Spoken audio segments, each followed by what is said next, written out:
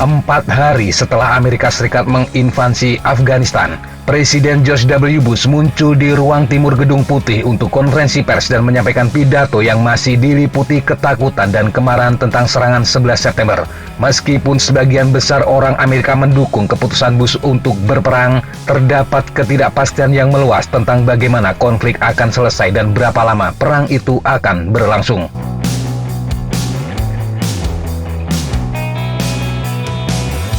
Bush yang saat itu berusia 55 tahun telah menjabat kurang dari 9 bulan.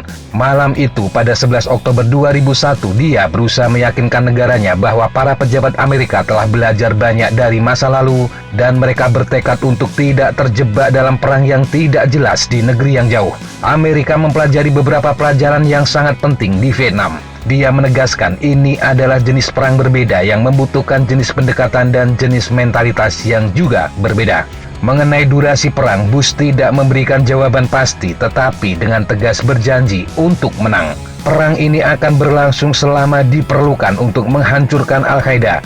Itu mungkin terjadi besok, mungkin sebulan lagi, mungkin butuh 1 atau 2 tahun, tetapi kami akan menang, ujarnya.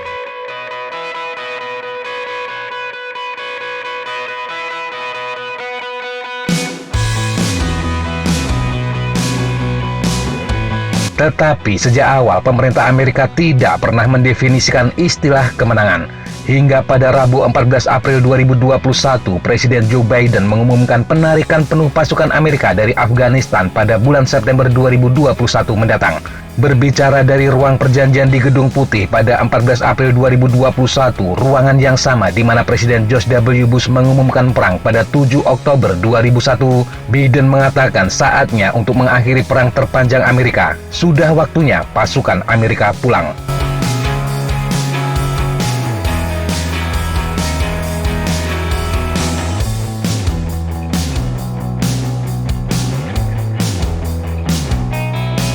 Afghanistan telah menjadi rawa perang yang begitu panjang dan mahal untuk Amerika.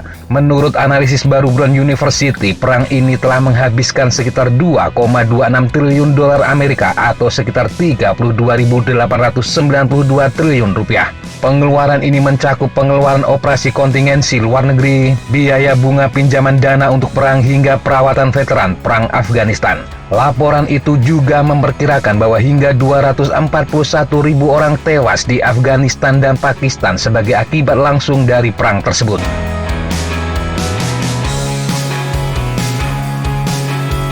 Perang ini merenggut nyawa 2.442 tentara Amerika, 6 warga sipil Departemen Pertahanan Amerika, 3.936 kontraktor Amerika, dan 1.144 tentara sekutu. Antara 66.000 hingga 69.000 anggota militer dan polisi nasional Afghanistan serta 9.314 tentara dan polisi Pakistan juga tewas. Lebih dari 71.000 warga sipil meninggal. Dari jumlah itu sekitar 47.000 di Afghanistan dan 24.000 di Pakistan. Selain itu, lebih dari 51.000 pejuang oposisi tewas di Afghanistan dan sekitar 33.000 lainnya di Pakistan kehilangan nyawa. Laporan juga menyebutkan sekitar 136 wartawan dan pekerja media serta 549 pekerja kemanusiaan tewas dalam perang tersebut.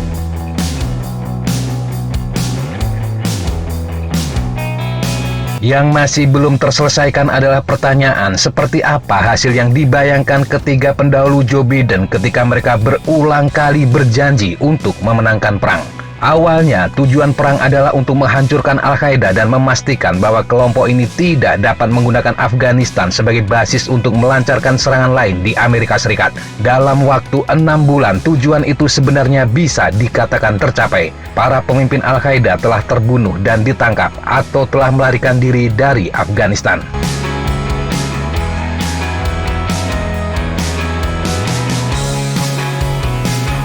Namun alih-alih menyatakan perang berakhir, Bush memperluas misinya. Pada bulan April 2002, dia mengumumkan tujuan militer dan politik baru. Dia mengatakan Amerika Serikat akan membantu Afghanistan membangun negara yang modern dengan demokrasi yang stabil, tentara yang kuat, pelayanan kesehatan yang lebih baik, dan sistem pendidikan baru untuk anak dan perempuan Afghanistan. Bush tidak menawarkan tolok ukur untuk mencapainya dan tidak memberikan indikasi berapa lama pasukan Amerika harus bertahan. Kami akan tinggal sampai misi selesai, katanya.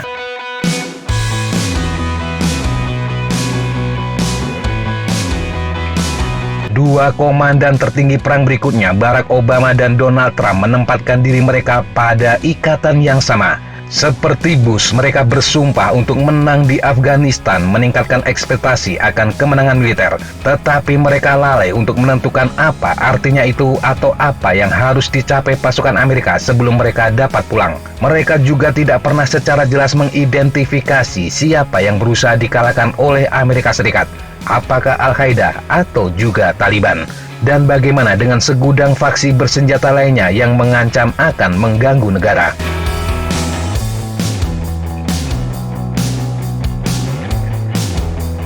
Jenderal Angkatan Darat Amerika Dan McNair yang menjalani dua tugas sebagai komandan pasukan Amerika di Afghanistan selama tahun-tahun Bush mengatakan dia mencoba meminta seorang menjelaskan kepadanya apa arti menang dan tidak ada yang bisa. Menurut McNair, beberapa orang berpikir dalam kerangka demokrasi, tetapi itu tidak akan terjadi di Afghanistan.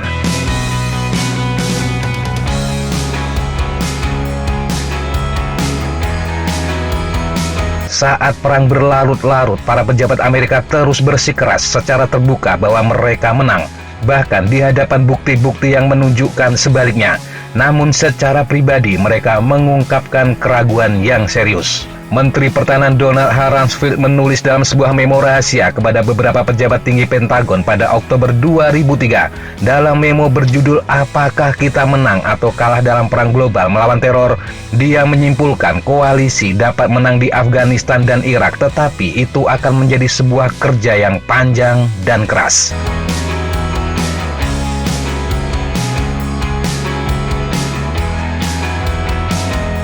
Pada tahun 2006, ketika Taliban terus mendapatkan kembali kekuatannya dan meningkatkan kampanye gerilya, keraguan menjadi lebih parah. Kami tidak menang di Afghanistan, kata Duta Besar Amerika untuk Afghanistan, Ronald E. Newman, memperingatkan para pejabat di Washington dalam kabel diplomatik pada 29 Agustus 2006. Dia menambahkan bahwa ada persepsi yang luas bahwa kemenangan itu akan menjauh.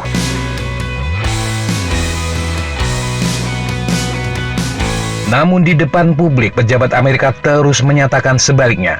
Kami menang, kata Letnan Jenderal Carl Eikenberry, komandan pasukan Amerika di Afghanistan hanya 2 minggu setelah Newman menulis kabel diplomatiknya.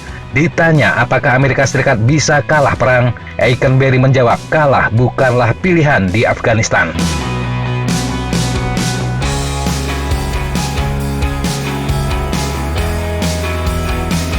Dua tahun kemudian, Komandan lapangan Amerika memohon kepada Pentagon untuk bala bantuan karena mereka kalah jumlah dari Taliban.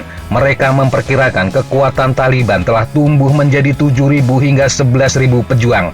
Pada September 2008, Mayor Jenderal Angkatan Darat Jeffrey Schulzer, komandan pasukan Amerika di Afghanistan Timur, didesak oleh wartawan apakah menurutnya tentaranya masih menang. Dia menjawab, Amerika tidak kalah perang, tetapi kemenangan memang lambat.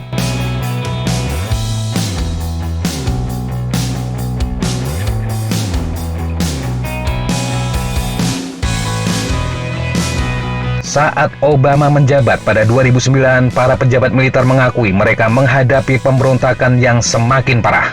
Presiden baru mengumumkan strategi ekspansif untuk mengirim ribuan pasukan tambahan ke Afghanistan dan menghabiskan puluhan miliar dolar Amerika untuk membangun pemerintahan yang masih goyah di Kabul. Obama kembali menegaskan mereka akan mengalahkan apa yang mereka sebut sebagai teroris. Kepada para teroris yang menentang kami, pesan saya sama, kami akan mengalahkan Anda, kata Obama pada Maret 2009.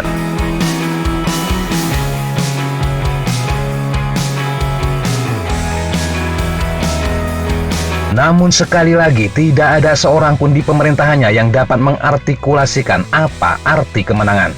Bagaimana kita bisa tahu kalau ini sudah berakhir? Bagaimana ini berakhir? Tanya Senator James Webb kepada Michael Flournoy, Wakil Menteri Pertahanan untuk kebijakan era Obama, dan Jenderal Angkatan Darat David H. Petraeus saat sidang Kongres pada bulan April 2009. Flournoy memberikan jawaban yang rumit dan bertele-tele. Menurutnya, poin kunci untuk mendefinisikan kesuksesan adalah ketika baik Afghanistan maupun Pakistan tidak memiliki kemampuan dan keinginan untuk menghadapi ancaman yang tersisa itu sendiri.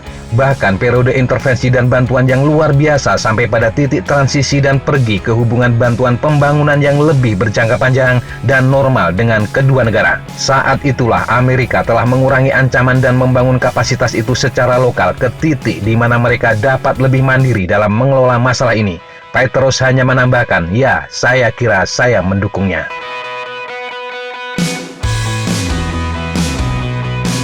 Pejabat pemerintah Obama terjerat dalam kontradiksi lain. Di satu sisi, mereka mulai mengakui bahwa kemenangan militer langsung tidak mungkin terjadi dan satu-satunya cara praktis untuk mengakhiri konflik adalah pihak-pihak yang bertikai di Afghanistan mencapai solusi politik. Di sisi lain, ketika jumlah pasukan Amerika mencapai tingkat tertinggi, yakni 100.000, para jenderal Obama terus berusaha membujuk Taliban agar tunduk alih-alih mendorong diplomasi. Di depan umum, beberapa pejabat pemerintah Obama mulai melakukan pengurangan nilai atas taruhan mereka. Pada sidang Kongres Juni 2011, Menteri Pertahanan Robert M. Gates ditanya apakah Amerika Serikat menang atau kalah di Afghanistan. Saya telah belajar beberapa hal dalam 4,5 tahun ini dan salah satunya adalah mencoba untuk menjauhi kata-kata yang syarat muatan seperti menang dan kalah.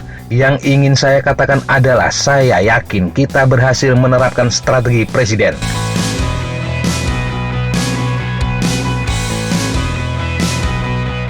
Seminggu kemudian, pada sidang Kongres lainnya, Menteri Luar Negeri Hillary Clinton melakukan hal yang sama. Saya tidak berpikir ini masalah menang atau kalah, katanya.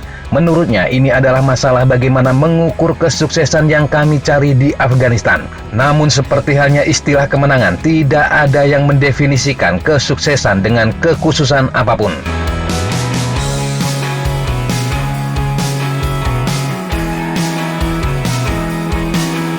Strategi Obama bergantung pada rencananya untuk melatih dan melengkapi pasukan keamanan Afghanistan yang terdiri dari 352.000 tentara dan polisi paramiliter yang dapat mengambil alih pertempuran dari pasukan Amerika. Untuk sebagian besar masa kepresidenan Obama, komandannya menyatakan keyakinan penuh pada pendekatan tersebut dan meramalkan bahwa pasukan Afghanistan akan memenangkan perang. Pada Februari 2013, Jenderal Marinir John Allen, komandan pasukan Amerika dan NATO, berjanji pasukan Afghanistan siap untuk mengambil kendali pertempuran. Ini adalah kemenangan, katanya. Seperti inilah kemenangan itu dan kita tidak boleh segan menggunakan kata-kata tersebut.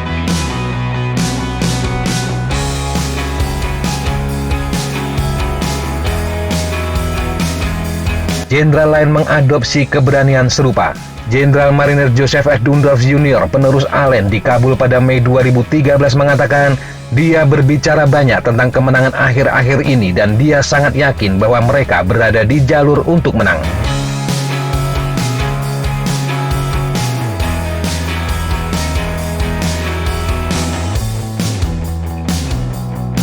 Wakil Dunlop, Letnan Jenderal Angkatan Darat Mark Milley, menyuarakan ucapan bosnya dengan mengatakan kepada pasukan Afghanistan bahwa mereka akan memenangkan perang dan Amerika akan berada di sana bersama pasukan Afghanistan di setiap langkah. Sosok yang sekarang menjabat sebagai Ketua Kepala Staf Gabungan itu menambahkan mereka di jalan menuju kemenangan dan di jalan untuk menciptakan Afghanistan yang stabil.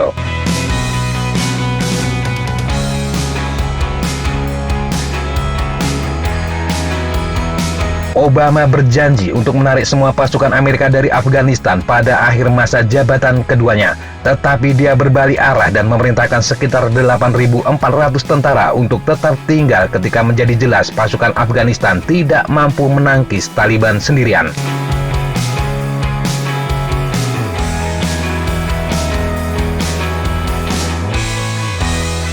Pada saat Donald Trump masuk ke Gedung Putih pada tahun 2017, segalanya tampak suram. Selama 8 tahun Obama menjabat, Taliban mengumpulkan sekitar 60.000 pejuang di bawah komandonya. Jatuh korban yang besar di pihak tentara dan polisi Afghanistan sehingga pemerintah di Kabul merahasiakan jumlah tersebut untuk menghindari kehancuran moral. Kami tidak menang di Afghanistan sekarang, kata Jim Mattis, Menteri Pertahanan Trump di depan Komite Angkatan Bersenjata Senat pada Juni 2017.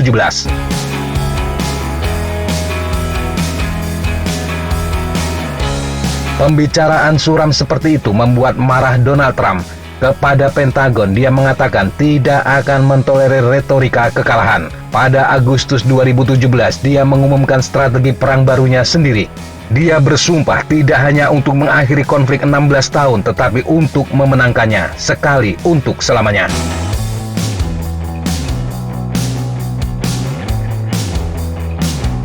Trump kembali meningkatkan perang dengan meningkatkan jumlah pasukan Amerika menjadi 14.000. Dia juga memerintahkan kampanye serangan udara intensif yang menjatuhkan lebih banyak bom dan menembakkan lebih banyak rudal daripada waktu lain dalam konflik. Tetapi Trump tidak benar-benar mengandalkan kemenangan militer secara langsung. Di bawah strateginya, pasukan Amerika hanya mencoba melemahkan Taliban untuk mendapatkan pengaruh politik untuk pembicaraan damai. Pada Februari 2020, pemerintah Trump mencapai kesepakatan dengan Taliban yang menetapkan panggung untuk penarikan bertahap semua pasukan Amerika dari negara itu. Itu akhirnya menghentikan semua janji bahwa Amerika Serikat akan memenangkan perang terpanjang dalam sejarahnya.